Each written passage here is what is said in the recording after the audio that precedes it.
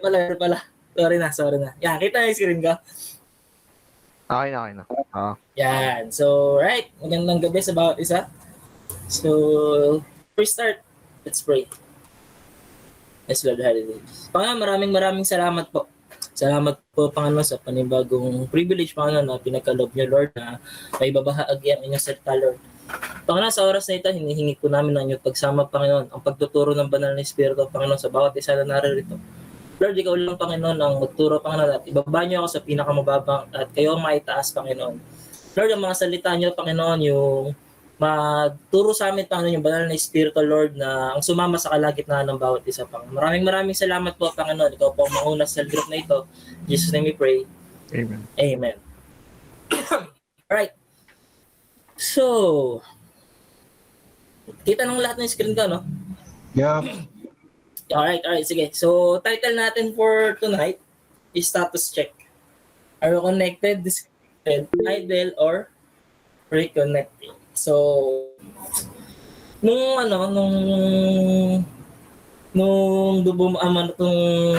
tiniisip ko kung ano yung magandang title. Kasi parang ano siya eh. So, kasi this past few weeks, so yun, medyo struggle ako. And so, ito yung ibinigay na word. And the title actually, yung points. Actually, yan yung points yung nasa baba. Are you connected or disconnected, idle, or reconnecting? So, para mas mag-get sa akin lahat, proceed tayo dun sa verse. So yan.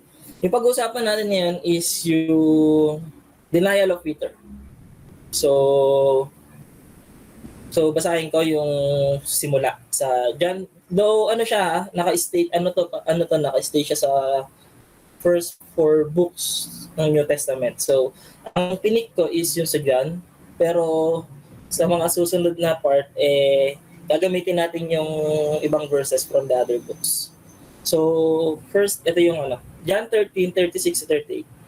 Nagtanong si Simon Pedro kay Jesus, Panginoon, saan po kayo pupunta?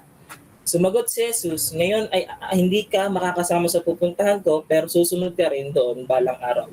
By the way, ito yung part na kukunin dadakpin na si Jesus ng mga Pariseo, ng mga sundalo doon na kumbaga huhulihin na siya.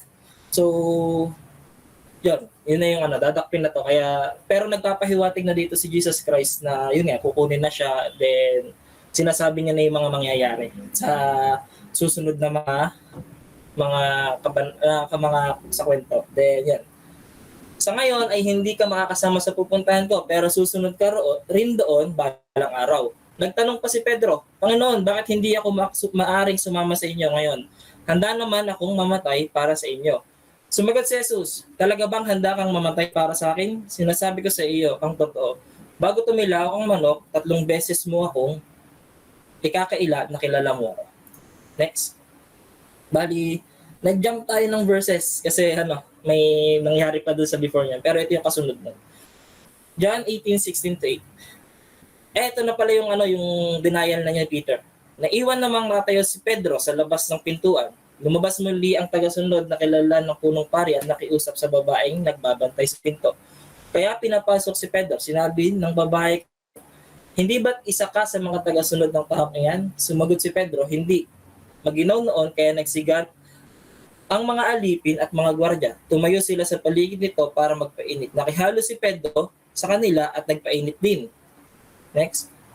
25-27. Samantalang, nakatayo pa rin si Simon Pedro, marapit tiga at nagpapainit. Tinanong siya ng mga naroon, hindi ba't isa ka sa mga tagasunod niya? Hindi, hindi ni Pedro. Tinanong din si Pedro ng isa sa mga alipin ng punong pari. Nakamag-anak ng pinutulan niya ng tenga. Hindi ba't nakita kita kasama niya roon sa may taniman ng mga olibo? Muli itong itinanggi ni Pedro at noon din ay tumilang ang manok. So, ito yung denial of Peter na nangyari nung bago pa ako si Jesus Christ sa krus. So, ayun, yung sinabi dito yung pinutulan ng tenga, ito yung yung masyadong napatapang si Pedro na biglang naglabas siya ng tabak tapos tinanggalan niya ng tenga yung isang sundalo. So, yun yung sinasabi niya dito. So, actually, itong konting background din kung bakit ito pumasok sa ito yung topic na to is dahil this past few weeks is medyo rin. Meron akong pinagdadaanan na talagang pabalik-balik ako, and though sa pabalik-balik na yun, may parang iba't ibang then I ask God kung ano ba yung nangyayari, bakit ganon? Ano bang state ko ngayon? Kasi medyo struggle ako, pero panatag, kumbaga parang gano'n pero nahihirapan ako. Ang gulo na parang pero kalmado lang ako. Pero ito yung bumaba sa akin, and I don't know bakit hindi siya mawala sa isip ko, pero itong verses na to is I think last week pa nasa akin, or tama, last week pa nasa akin. So ayun. Nagkaroon ako ng pagkakataon para i-share sa inyo yung nakuha ko sa part na to, sa tagpong to. So, first point, connected. ito yung sinasabi ko, yung nabanggit siya sa iba't ibang part ng New Testament, sa 4 books. So, first is yung sa John. Nagtanong si Pedro, Panginoon, bakit hindi ako maaring sumama sa inyo? Handa naman akong mamatay para sa inyo. Sa Mateo 26:33-35, sinabi, iiwan kayo ng lahat. Hindi ko po kayo iiwan, sinabi ni Pedro. Hindi ko po kayo ikakaila, kahit nagpatayin ako, kasama ninyo, at ganun din ang sinabi ng mga tagasunod. Sa Mark, ganun din. Sinabi ni Pedro, kahit iwan kayo ng lahat, hindi ko kayo iiwan. Kahit mamatay daw siya, kahit patayin siya. Then sa Lucas, sumagot si Simon Pedro, Panginoon, handa po ako mabalinggo at mamatay kasama ninyo. So, why connected? Peter, sobrang connected si Peter kay Jesus Christ sa mga panahon na to. Kasama siya sa 12 disciples. Kasama siya na nagtuturo. Nakikita ni Peter lahat ng himala na ginagawa ng Panginoon. And sobra siyang connected to the point na handa siyang mamatay.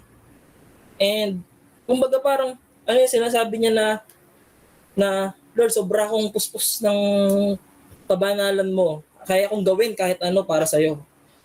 Para makarelate tayo. Sino nakapag-spiritual retreat na dito? After spiritual retreat, the first 3 months, Lord, kaya akong gawin para sa'yo. Magmi-ministry ako. Mag-cell group ako. Magde-devotion ako everyday. Sobra akong connected sa'yo. Kasi ramdam natin yung presensya ng Panginoon. And ito yung ganito yung ni Peter, which is buo yung loob niya talaga. Buo yung loob ni Peter na mamatay at makulong para kay Jesus Christ. Pero doon sa unang binasa nating mga verses, nag-prophesy si Jesus Christ about sa denial of Peter. Bago tumila ako manok, 3 beses mo akong kakaila. Bakit? Napaisip ako, bakit sobrang taas, sobrang lakas, sobrang powerful nung connection ni Peter kay Jesus Christ? Pero bakit ganon? May naging point sa buhay ni Peter na parang never niya nakilala si Jesus Christ, to the point ay kinaila niya. And yun yung first point na dito na even though you are very connected, yun yung next status natin, status check. Are you connected? So check nyo kung connected ba kayo ngayon kay Jesus. Connected kayo spiritually, yung presence niya ramdam ng lahat. So status check, nasang status ka ngayon? Because next one is this, disconnected. Sobrang connected ni Peter, pero dumating yung point na ikinaila niya si Jesus Christ. So ang kinuha kong verse is yung nasa Mark 14:66-72. Basahin ko lang. Nang si Pedro ay nasa loob ng bakuran, dumaan ng isang babaeng utusan ng punong pari. Nang makita niya si Pedro na nagpapainit, na malapit sa apoy, tinitigan niya ito at sinabi, isama ka rin ni Jesus sa taga Nazaret, hindi ba? Pero itinanggi ito ni Pedro, hindi ko alam ang sinasabi mo. Pagkatapos umalis siya roon at pumunta sa may labasan, at noon din ay tumilahok ang manok. Naka-underline siya kasi noon din ay tumilahok yung manok. Sabi ko, ba tumilahok na yung manok? Then parang yun nga, yung sa sutuloy ko. Nakita naman niya siya roon ng babaeng utusan. Kaya sinabi ng babae sa mga tao na roon, ang taong iyan ay isa rin sa mga kasamahan ni Jesus. Pero muling itinanggi ito ni Pedro. Maya-maya sinabi ng mga taong naroon, isa ka nga sa kasamahan niya. Dahil taga Galilea ka rin. Pero sumumpa si Pedro. Sumumpa pa yan. kahit mamatay man ako, hindi ko talaga kilala ang taong sinasabi nyo. Noon din ay tumila akong manok at naalala ni Pedro ang sinabi sa kanya ni Jesus, bago tumila akong manok ng 2 beses, 3 beses mo akong ikakaila. 3 beses mo akong ikakaila, nakilala mo ako at humagulgol siya. So, yun. Naka-underline yung unang yung pagkatapos niya umalis siya roon at pumunta sa labasan at doon din ay tumila. Ito yung after ng first denial niya. Dahil sabi ko, tumilak na yung manok, pero bakit first denial pa rin? Pero yung pala, ang sinabi pala doon is, bago tumila ang manok ng 2 beses. Kita ba yung mouse ko? Ito. Bago tumila ang manok ng 2 beses. So naisip na ko na, may warning pa pala bago ka magtuloy na totally ma-disconnect ka sa Panginoon. Na akala mo, yun na yun. Pero, isipin mo yung si Pedro may warning na siya from Jesus Christ na kakaila mo ako. Pero bakit ganun? Bakit parang wala parang nabura sa isipan ni Pedro na sinabihan siya ni Jesus Christ ng ganun. Pero lahat na sinasabi at tinuturo ni Jesus Christ tanda niya. Pero bakit sa puntong to, para siyang nag-e-exam. Para siyang nag-e-exam na wala siyang maalala sa lahat ng narinig or nabasa niya or nakita niya. Kasi kahit binigyan siya ng warning sa unang tila ng manok, dapat naisip naalala niya na yun, di ba na? Teka lang, bakit ganun? Bakit ma-denial? So, parang, alam mo yung feeling na yung kapag yung reasons na bakit na-disconnect. Overthinking first. Kasi, yung kumbaga, alam niyo yung feeling na, for example, meron kang ginagawa na sobrang nag-e-excel ka. Then bigla kang sasabihan ng isang ka-work mo na parang hindi ayos yung ginagawa mo, parang gano'n. So parang mag-overthink ka na, saan ako nagkulang, saan ako nagkamali, saan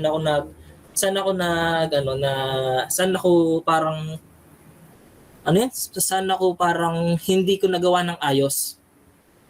Yung kumbaga parang iisipin mo siya ng iisipin hanggang to the point na hindi mo na tanda kung bakit ka nandoon sa sitwasyon na yun. Overthinking na, yun, sabi nung di ba?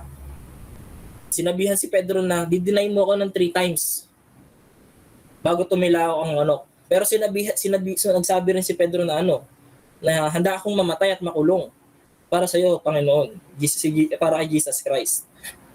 Pero dahil dun sa warning na yun, sa prophecy na yun, parang nakalimutan niya yung warning. Kasi may warning na pero bakit dire-diretso pa rin siya? And 3 times niya pang ginawa.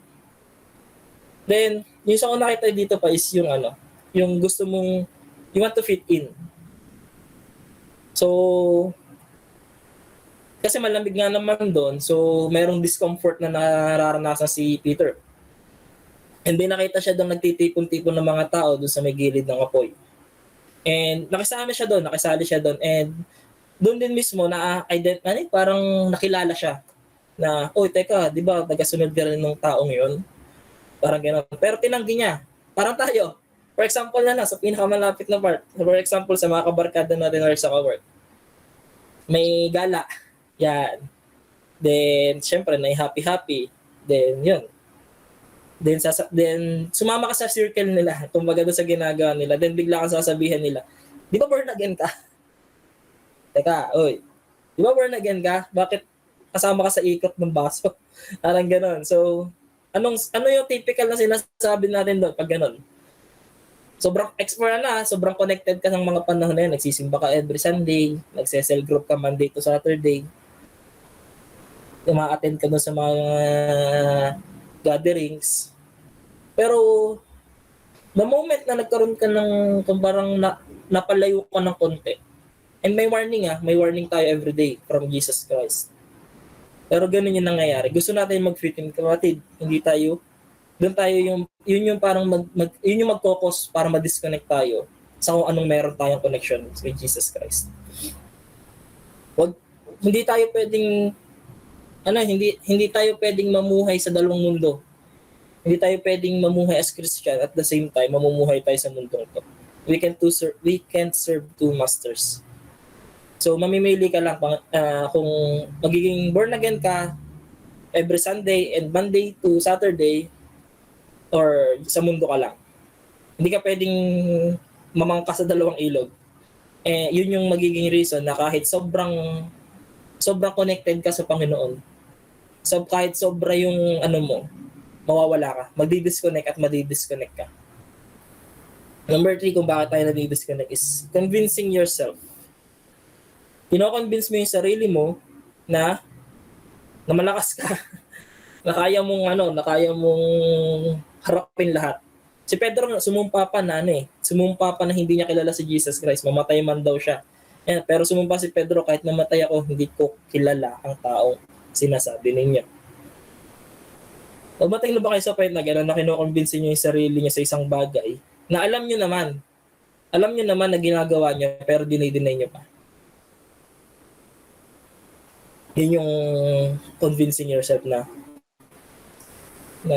antag dito. Pinaglalabanan ko naman na oo, may bisyo ako pero unti-unti naman inaalis ko. Totoo, inuunti-unti mo pero matindi hanggang ngayon hindi pa rin. 3 years na.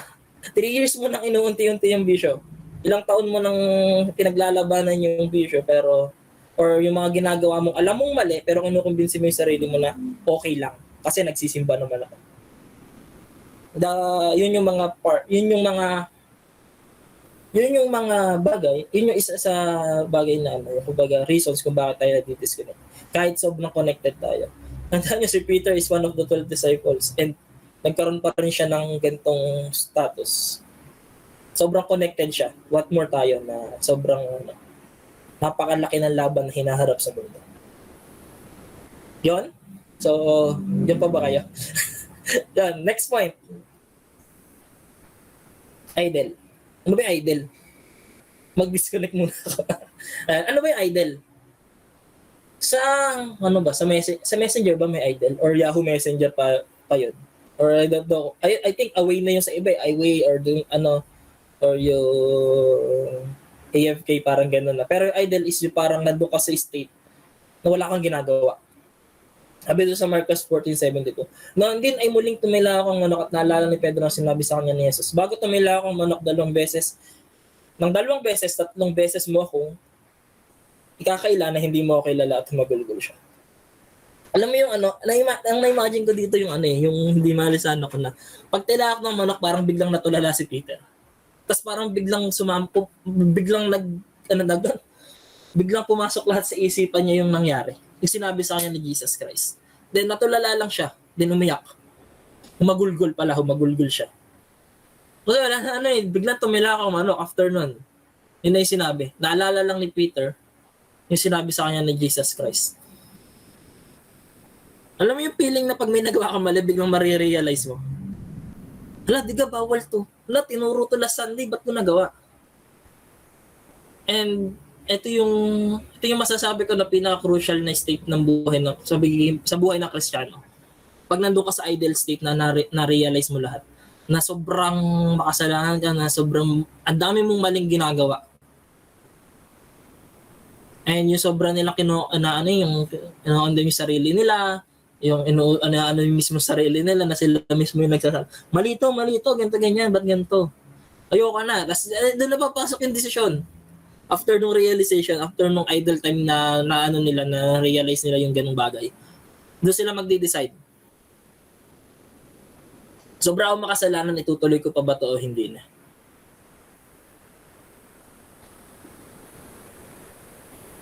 Kasi sa atin ngayon, the moment na masabi natin sa sarili na, mali ito, makasalanan ako, hindi dapat ganito. Magde-decide tayo na umalis. Magde-decide tayo na lumayo. Why? Kasi masyado tayo nahihirapan tayo dun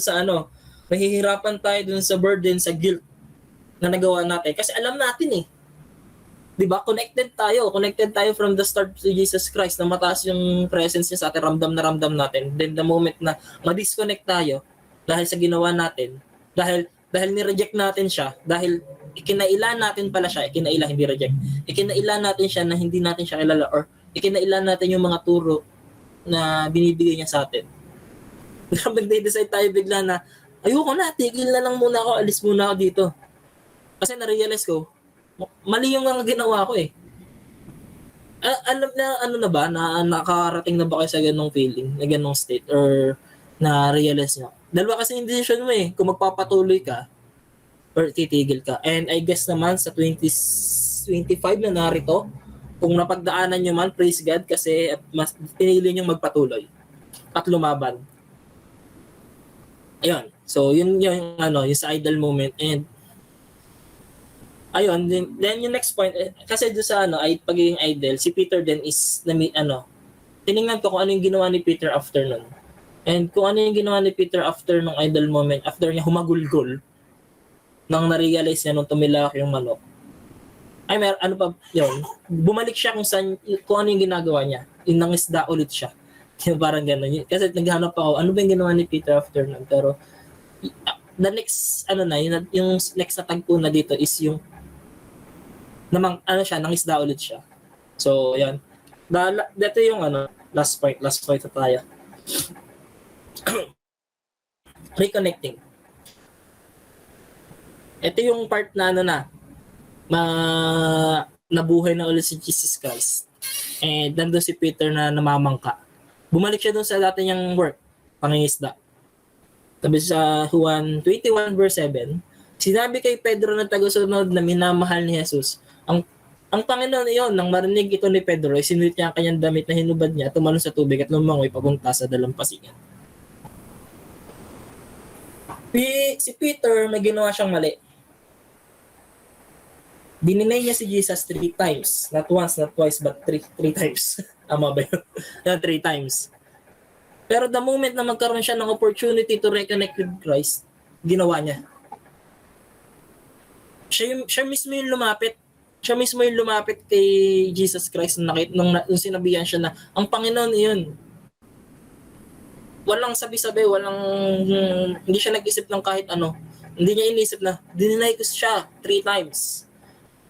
Nang may warning pa siya sa akin, pero ginawa ko pa rin. Walang pag-aatubili na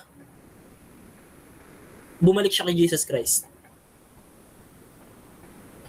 Si Peter is nagkaroon talaga ng yung parang battle of faith talaga. Na yung sa pananampalataya na 3 beses niyang dininay si Jesus Christ. So, syempre, kung ikaw nga may nagawa kang mali, nahihiya ka na magsabi, di ba?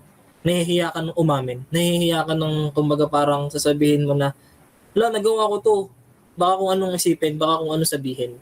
Ayokong umamin. Parang ganon. Pero si Peter, wala siyang dumatik, di niya inisip yon. Sabi niya, parang inisip niya lang niya, kailangan kong lumapit kay Jesus Christ. Kasi nagrepent lang siya nung na-realize niya eh. Umiyak siya. Then, yung sa reconnecting talaga is kailangan tayo yung lalapit eh. Tayo dapat yung mag-insist na makakonekta ulit sa Panginoon. Kasi mahirap kapag ka lumayo ka, kapatid, kapag ka hindi mo kung nag-stay ka sa idle, then pinili mo lumayo, hindi ka nakipag-reconnect. Mahirap kapatid. Sabi, kaya natin itama yung mga pagkakamali. Yun, dito pa. Nasa notes ko. Kaya natin itama yung mga pagkakamali natin sa buhay sa buhay. Kasi walang ginawa, pero walang ginawa si Peter nung after niyang i-deny kundi mag-repent. Sobrang hinagpis ang iniiyak niya sa Panginoon. Hindi siya gumawa na sariling paraan para ayusin yung maling nagawa niya. Instead, Peter let Jesus redeem him. Lumapit siya kasi Jesus, nagrepent siya, umiyak siya. Then, after that, niredeem siya ng Panginoon. Marami tayong ginagawa para, marami tayong ginagawa sa sarili natin na paraan para makabalik. Pipilitin natin yung sarili natin na mag-ministry. Pipilitin natin yung sarili natin na gumawa ng mga bagay na akala natin tama. Pero nakalimutan natin na makipag-reconnect kay Jesus Christ. Nakalimutan natin yung me time with Jesus Christ. Nakalimutan natin yung personal relationship natin. Marami tayong, yung parang yung sinabi Sunday na, yung sa mga politiko, Magnanakaw sila tapos nagdo-donate sila ng bahay.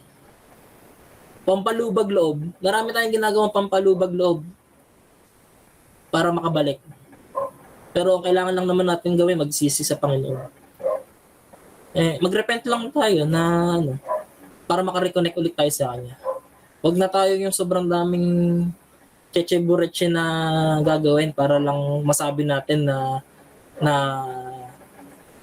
para lang matakluban yung mga ginawa nating mali. So, yun. Conclusion. Ito na yung conclusion na actually dapat fifth point na yan, redeem. But this is the conclusion. Pagkatapos sa John 21:15-17, pagkatapos silang mag-almusal, sinabi ni Jesus kay Simon Pedro, Simon, anak ni Juan, mahal mo ba ako higit sa pagmamahal nila? Sumagot si Pedro, opo, Panginoon. Alam niyo po na mahal ko kayo. Sinabi ni Jesus, alagaan mo ang aking mga tupa. Muling sinabi ni Jesus, Simon, anak ni Juan, mahal mo ba ako? Sumagot si Pedro, opo, Panginoon. Alam niyo po na mahal ko kayo. Sinabi ni Jesus, alagaan mo ang aking mga tupa. Sa ikatlong ulit, sinabi ni Jesus, Simon, na anak ni Juan, mahal mo ba talaga ako? Sigurista. Nasaktan si Pedro. Isipin mo yun, si Pedro pa yung nasaktan. Pero siya yung nang-deny kay Jesus. Sinabi sa kanya ni Jesus, alagaan mo ang aking mga tupa. This is the conclusion dahil the moment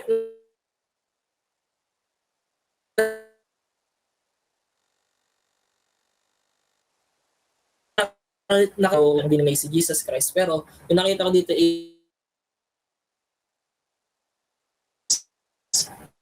even though na meron mo sa buhay mo na idol ka but you reconnected with Jesus Christ, Jesus will redeem you and use you. Kahit paanong bigat ng kasalanan mo kung magre-repent na siya yung mag-redeem sa'yo at hahayaan mo na siya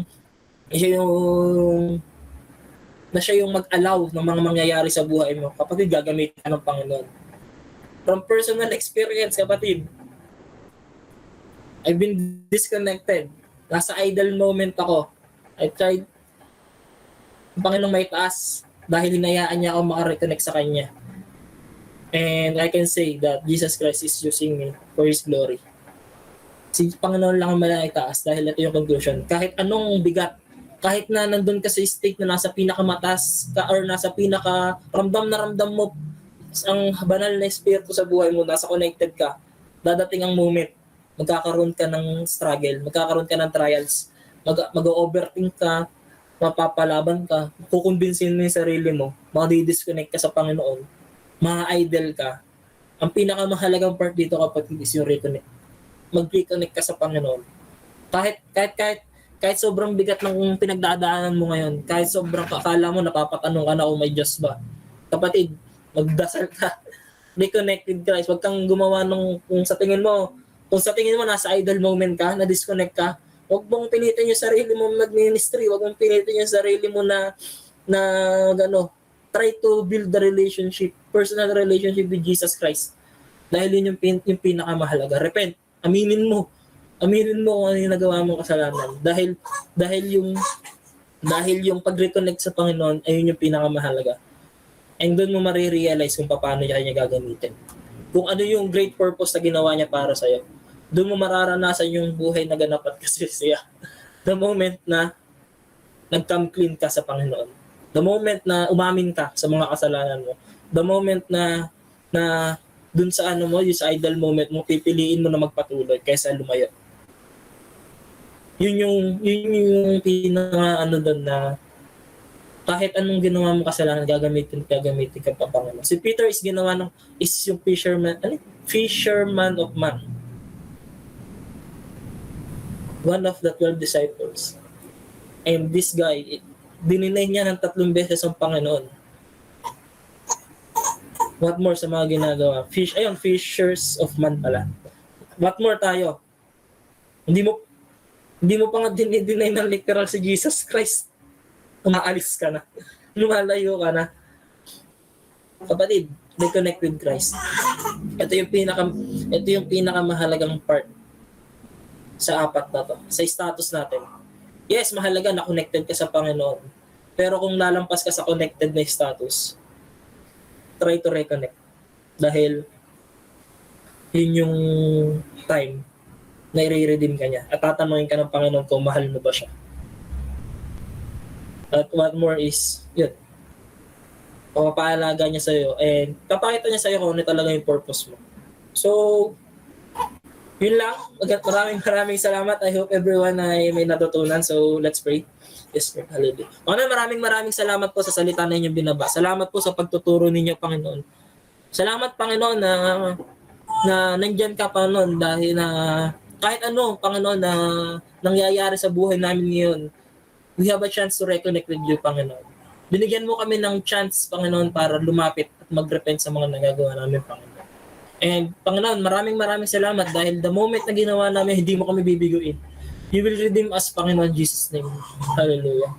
Maraming salamat po sa salita, Panginoon, na inyong binaba. And I pray, Panginoon, na bawat isa na nakarinig nito, Panginoon, ay may apply sa buhay nila and maturuan sila, Panginoon, ng banal na Espiritu, Panginoon. Maraming salamat po, Panginoon. Jesus' name we pray. Amen. Thank you. Thank you, Evan. So, yun. Maganda yung topic natin yan. So, regarding sa... So, kamusta ang lahat? Kamusta yung status natin? Sino yung disconnected dito? Taas ang kamay. Sino yung idol? Sino yung disconnected pero... At sino yung nasa part na reconnecting? So, most of us naman lahat napapagdaanan yung lahat ng nabanggit dito. We are connected and because of sometimes yung mga struggles natin, nafe-feel natin na disconnected tayo. Like yung kay Peter na nangyari. So yung time na pinalanan siya, in-inform siya na itatakwil mo ako ng 3 beses. Tapos, nung time na nangyari yun, parang namuo yung fear ni Peter that time. So, parang katulad sa atin, maybe yung mga struggle, yung nagre-reflect sa atin pag may mga struggle tayo, problem. So, parang kumbaga, nasa moment tayo na connected tayo sa Panginoon, pero dumating yung time na may mga problem talagang susubukin tayo ng Panginoon. And, nandyan tayo, parang nandun na tayo sa part na pinlapan natin, parang kina-question na natin yung part dahil maaring because of our fear. And dadating sa punto na talaga parang idle na tayo, parang hindi na tayo makakilos, kumbaga wala na tayong motivation para magpatuloy. Pero yun nga, sabi nga ni Evan, isa sa mga pinaka-importante sa part na to yung reconnecting. Kumbaga ang Panginoon nandyan lang yan, parang kung sa Wi-Fi, guest Wi-Fi yan. Kumbaga, anyone pwedeng mag-reconnect. Pag medyo napalayo ka, lapit ka lang ulit. Sabi nga ni Evan, lumapit ka lang para mag-reconnect. Hindi naman sagot yung lumayo ka ng lumayo para, so ibig sabihin pag lumalayo ka, talagang madi-disconnect ka na hanggang sa mapalayo ka. Pero ang Panginoon sa atin, open arms tayong tatanggapin. Kahit ano man yung karumihan natin sa Panginoon, as long as lumapit tayo sa Panginoon para linisin. So, nandun yung kahabagan ng Panginoon sa atin at yung pag-ibig niya sa atin. Kumbaga, open arms tayong tatanggapin ng Panginoon. At I think, sa lahat natin na pinagdadaanan, always keep in our mind yung magpatuloy lang sa Kanya. Hindi naman masama ang magpatuloy sa Panginoon dahil kabutihan ng kinakalinga sa atin ng Panginoon, hindi tayo mapapasama. So yun, napakaganda at lahat, I think, napaka-timely. Kumbaga timely yung topic talaga. Lahat dumadaan dito ngayon, sa sitwasyon na ngayon. Pero, praise God, nandyan yung Panginoon sa atin at nanatili sa atin yung salita ng Panginoon. Kaya tayo narito at nagpapatuloy. So yun. Any additional, Kyle? Ikaw, mayroon ka pang inputs, Kyle? Yun. Hindi. Inputs, wala na addition doon. It's total package na. Ah, Praise God sa buhay mo, Evan. Thank you din, Archie, no? Thank you for hosting, and Evan, thank you for sharing the word. It's just for me, guys, napakahalaga na yung alam mo yung sitwasyon mo, alam mo yun, hindi mo dinadaya ang sarili mo. You know that you're disconnected. You know that you are in an idle situation or trying to reconnect. Napakahalaga nun. Tandaan nyo those feelings or those thing na those situation na dadaanan mo. Para rin sa'yo yun. Kagaya ni Peter, di ba? Dumaan siya sa ganong sitwasyon. Hindi naman para durugin si Peter or ipamukha sa kanya or parusahan siya eh. Remember, nung si Peter ay nadurog that time, I mean, na-down siya nung time na yon. Para rin sa kanya yon. Tignan mo, after nung reconnecting, wala na makapigil kay Peter. ang laki. Grabe na siya mamalakad eh, no? Grabe, yung gift niya, yung fishers, nung una niya natagpuan si Jesus Christ, gagawin kitang mamalakaya ng mga tao or gagawin kitang fishers of men. Alam niyo nung after the reconnect, after nung na-disconnect siya, after nung gumana siya idle moments, tapos nag-try siya mag-reconnect sa Panginoong Jesucristo. Then after that, yung fishers of men na hone yung purpose, yung skill set, yung gift na binigay sa kanya, nag-reflect talaga. Ganun talaga yun, kapatid. Dadaan tayo sa different hard situation of our lives. Pero God is allowing those disconnection, this idling moment. Inaalaw ni Lord yun, kapatid. You know why? Kasi pag natutunan mo na hindi pala umiikot sa'yo ang mundo, hindi pala para sa'yo ang lahat ng bagay, yun pala dapat ay para sa Panginoon, at si Lord dapat yung nasa gitna in every situation that you have, doon mo magagamit ng mas malalim at sabihin natin, mas magagamit mo ng mas effective yung gift na meron ka. Yung mga pangako ng Panginoon. So guys, be true to yourself right now. Okay? Be true to yourself. Alamin mo kung yung sitwasyon mo ngayon. Huwag mong dayain. And pag na-identify mo, if you're disconnected ka sa Panginoon, then do something para maka-reconnect. Kung idle ka, it's fine. Sige. Basta alam mo kung kailan ka lalaban ulit. Kung kailan ka babangon at gagawin yung para sa Panginoon. Try to reconnect. Kung disconnected, go, reconnect. And if you're trying to reconnect ngayon, kapatid, at medyo nahihirapan ka pa, Lord, pinipilit ko naman, ginagawa ko naman lahat, pero bakit ganun? Bakit ang hirap mag-reconnect? Always and always, trust the word of the Lord. Hindi kailanman ang Diyos hindi siya nagtaboy sa kahit sino mong lumalapit sa Kanya. Maybe you're not giving your 100% just to pursue the Lord, pero nawa, kapatid, ibigay nyo lahat. Pagka sabihin mo, maglilingkod ka, give everything. Huwag na yung kalahati lang or anything. Hindi natutuwa ang Panginoon sa mga taong lumalapit sa Kanya na half-hearted. Sabi nga, mainit ka, malamig ka, kung maligamgam ka, sabi ng Panginoon sa Revelation, isusuka kita. Ayun yung sabi ni Lord, hindi ka malamig, hindi ka mainit, maligamgam ka, isusuka ka daw. Grabe, no? So, better make a decision. Kung susunod ka sa Panginoon, sumunod ka na. Huwag ka nang magdalawang isip pa. Okay, I think 8:27, I just need, hindi, masyado pa lang tatagal. Siguro, it's just enough na yon. Identify your situation right now and pray for your situation. Okay?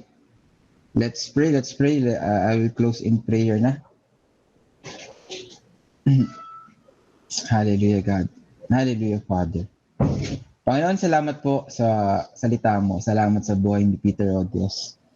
Salamat, Panginoon, sa mga downfall na pinakita mo sa buhay namin, sa buhay ni Peter, O Diyos.